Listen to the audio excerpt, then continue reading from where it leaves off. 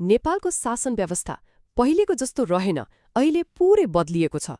सोचौं त, एक जमाना थियो जब सबै कुरा सिंहदरबारबाट चल्थ्यो, एउटै सरकार। तर आज अवस्था फरक छ। त्यही एउटा देशमा अहिले तीन तहका सरकार छन्, संघ, प्रदेश र स्थानीय। अब एउटै देशमा तीन सरकार हुनुको मतलब के हो त?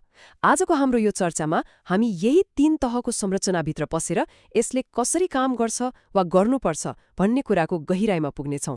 हो, तर यहाँनिर एउटा एकदमै महत्त्वपूर्ण प्रश्न खडा हुन्छ। एउटै देश, उही नागरिक, तर सरकार तीनवटा? यिनीहरूको सम्बन्ध कस्तो होला? यिनीहरूले एकअर्कासँग मिलेर कसरी काम गर्छन्?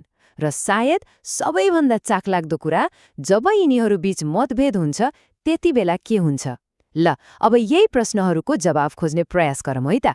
यो कुरा बुझ्नको लागि हामीले थोरै पछाडि फर्केर हेर्नुपर्छ। पहिले कसो थियो? नेपाल एउटा केन्द्रीकृत एकात्मक राज्य थियो। भन्नुको मतलब देशको सम्पूर्ण शक्ति, सबै निर्णय सिंहदरबारको एउटै केन्द्रमा थुप्रिएको थियो। तर अब त्यो शक्तिलाई टुक्र्याएर तीन फरक तहमा बाँडिएको छ। यो नै हो संघीयताको मूल मर्म। यसलाई यसरी बुझौँ न, मानौ यो देश एउटा ठूलो परिवार हो। अब एउटा घरलाई राम्रोसँग चलाउन परिवारका सबै सदस्यको आफ्नो काम, आफ्नो जिम्मेवारी हुन्छ, होइन त? तर सबैले एक आपसमा सल्लाह गरेर मिलेर काम गरेनन् भने के घर चल्छ? चल्दैन नि। हो, संघीयता भनेको पनि त्यस्तै हो। यो खाली अधिकारको लडाईँ मात्र होइन, यो त एउटा साझा जिम्मेवारी हो। ल, अब पहिलो खण्डमा जाउँ, शक्तिको बाँडफाँड।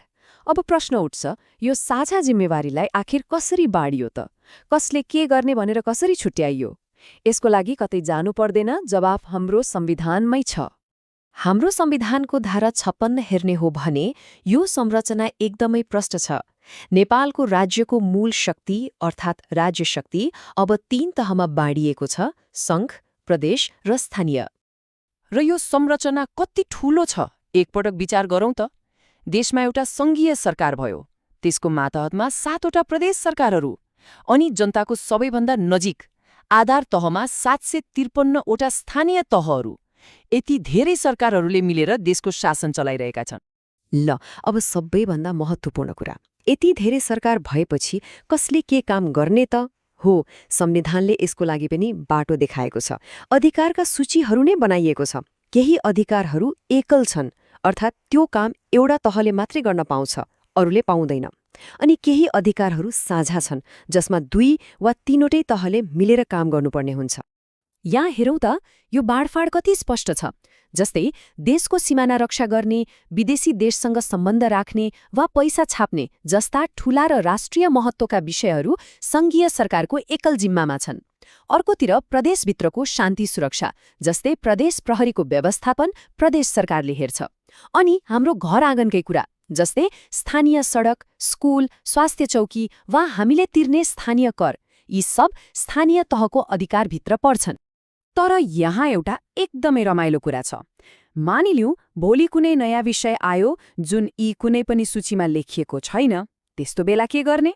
हो, संविधानले त्यसको पनि व्यवस्था गरेको छ। त्यस्ता बाँकी रहेका वा अवशिष्ट अधिकार भनिने सबै शक्तिहरू सिधै संघीय सरकारमा जान्छन्। अब दोस्रो खण्डमा प्रवेश गरौँ, सहकार्यका सिद्धान्तहरू। ल, अधिकार त बाँडियो, ठिक छ, तर यिनीहरूले एकअर्कासँग नबाजिकन, झगडा नगरी कसरी काम गर्ने त? हो, संविधानले यही सम्बन्धलाई सहज बनाउन केही आधारभूत सिद्धान्तहरू पनि तोकिदिएको छ।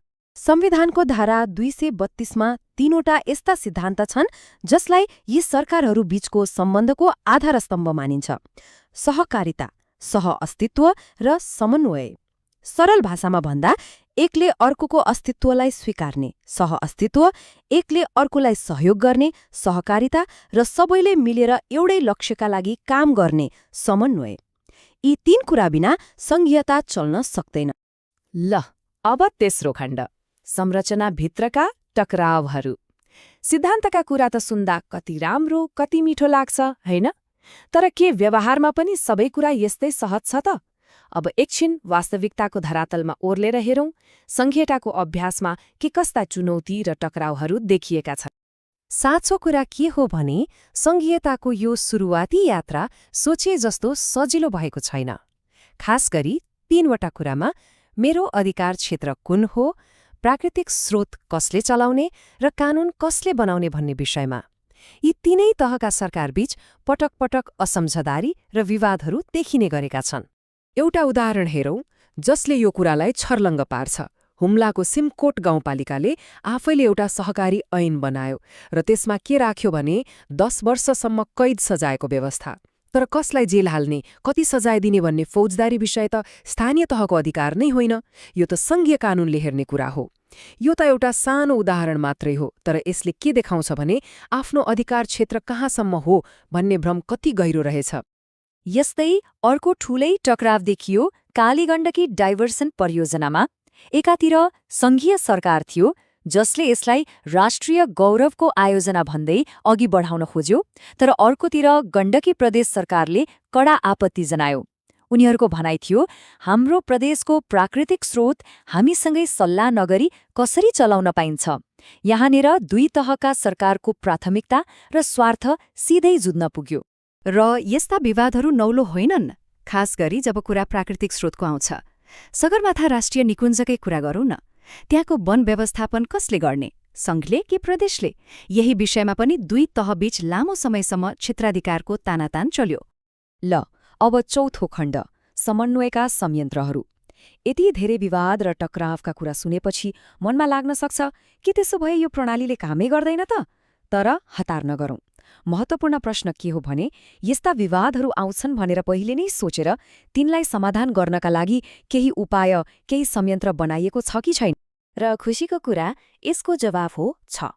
संविधान बनाउनेहरूले नै यस्ता विवाद आउन सक्छन् भनेर अनुमान गरेका थिए। त्यसैले यस्ता मतभेदहरूलाई सुल्झाउन र सरकारहरूबीच संवाद र सहकार्य बढाउनकै लागि भनेर विशेष संरचनाहरूको व्यवस्था गरिएको छ। मुख्य रूपमा 3वटा यस्ता संयन्त्रहरूको व्यवस्था छ। पहिलो हो अन्तर्प्रदेशीय परिषद। यसको अध्यक्षता प्रधानमन्त्रीले गर्नुहुन्छ र यसले खास गरी सङ्घ र प्रदेशहरू बीचका ठूला राजनीतिक विवादहरू समाधान गर्न काम गर्छ। दोस्रो छ राष्ट्रिय समन्वय परिषद। यसले चाहिँ सङ्घ, प्रदेश र स्थानीय तीनवटै तहलाई एउटै टेबलमा ल्याएर समग्र समन्वयको काम गर्छ। र तेस्रो विषयगत समितिहरू छन्, जस्तै कृषि, स्वास्थ्य, शिक्षा जस्ता खास क्षेत्रमा समन्वय गर्न सम्बन्धित मन्त्रीको नेतृत्वमा यस्ता समितिहरू बन्छन्। यी सबै कुराले हामीलाई अन्तिम र सायद सबैभन्दा महत्त्वपूर्ण प्रश्नमा ल्याइपुर्याउँछ। ल विवाद समाधान गर्नका लागि कागजमा त यति बलिया संरचनाहरू बनाइएछन्, तर के यिनीहरू साँच्चै प्रयोगमा छन् त? कि यी केवल संविधानमा लेखिएका देखाउने दाँत मात्रै हुन्? नेपालको संघीयताको भविष्य यो कति सफल हुन्छ वा हुँदैन भन्ने कुराको फैसला अन्ततः यिनै संयन्त्रहरू कति प्रभावकारी रूपमा चल्छन् भन्ने कुराले नै गर्नेछ।